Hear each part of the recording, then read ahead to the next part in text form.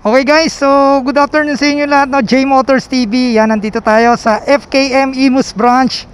So may bagong lapag na unit dito, FKM Express 500cc. So bigyan ko kayo ng very quick review rito sa motor na to, no? Kasi yan, nakita lang natin to nung launching, pero yan, ngayon nandito na siya sa branch ng FKM Imus. So sipatin na natin, bigyan ko na kayo ng very quick review rito sa motor na to. So sana mamaya magamit natin, ma-test drive natin, no? Okay, so dito kung makikita nyo, meron tayong inverted port dito na sobrang laki. Ayan, kung makikita nyo. Then meron tayong reflector dito additional.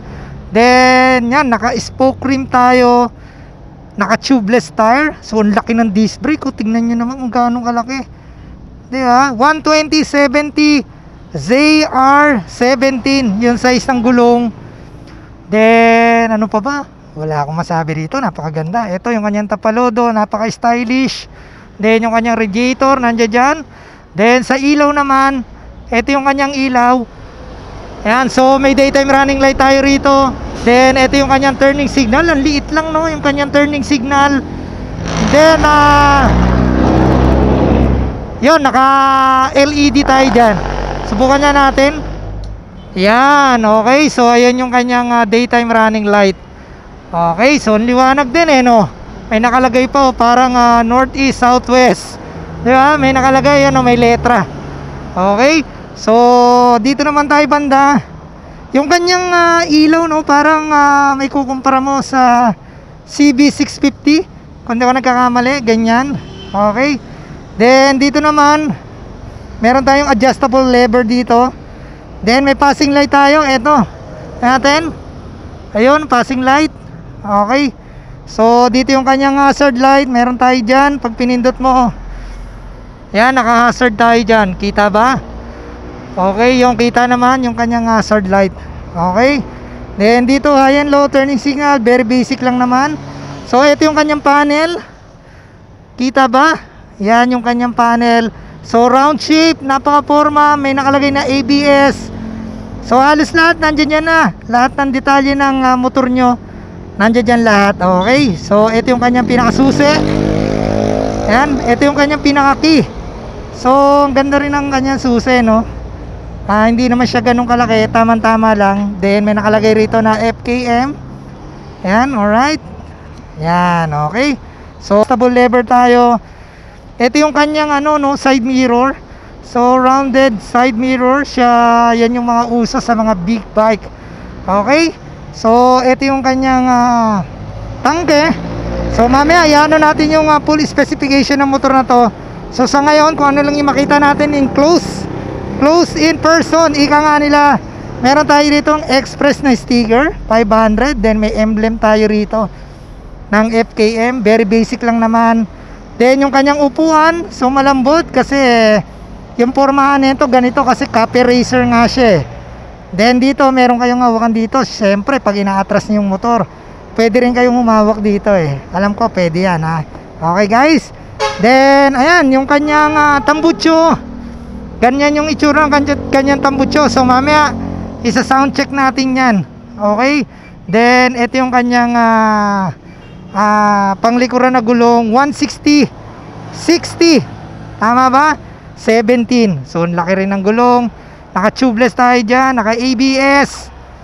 Then dito yan, yung forma nya copy racer talaga. Wala na kayo i-setup dito. So inupuan natin to, medyo aggressive talaga. Nakasubsub yung riding position natin dito. Okay, then meron tayong napakalaking makina dyan ng FKM. Yan, naka Pirelli tire, kita mo naman. Then meron tayo ritong yan, so meron tayong tire haggard dito na naka independent.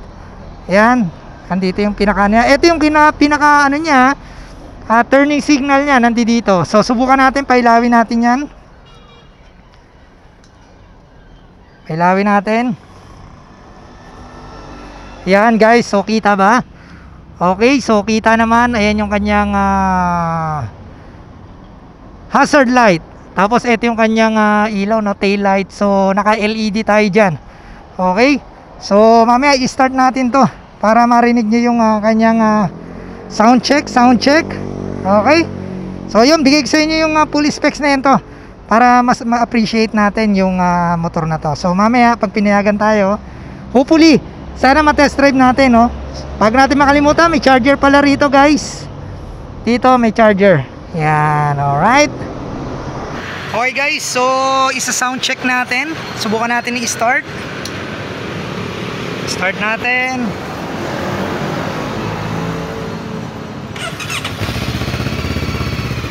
Ayan, so ayun yung tunog ng makina.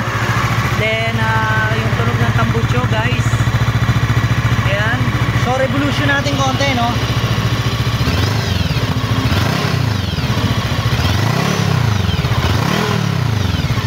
Okay, so narinig nyo, parang sumisipol, no? Laki ng makina. So yan, naka 2 cylinder. Okay na okay yan. Then check natin busina.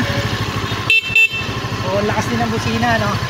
So yun guys, FKM Express 500. So yung specification ng motor na to, bibigay ko rin sa inyo. So ito yung kanyang pinaka taillight, yan. Okay, so ito yung tambucho niya. Yan. So isang revolution pa. Okay. So tapos ito yung kanyang pinaka panel. Alright.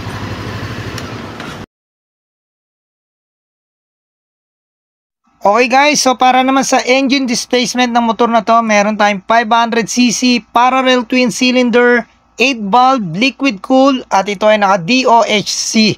So meron tayong 35 kilowatts at 8,500 sa kanyang max power, at meron tayong max torque na 43 Newton meter at 6,750 RPM. Syempre naka EFI tayo rito. So para naman sa kanyang overall, meron tayong 211.7 cm by 75.7 cm by 111.6 cm. Wheelbase 144 cm, seat height 79.5 cm at may ground clearance na 20 cm. So meron tayong curb weight na 190 kg, fuel tank capacity 13 liters. Yun guys, kung bago ka pa lang sa ating YouTube at Facebook account, huwag mo kalimutan hit ang notification bell para updated ka sa lahat ng video na ina-upload natin. So, guys, abangan nyo pa yung mga ibang video na i-upload natin, no, mula sa FKM. So, God bless sa inyo lahat and ride safe. Peace out.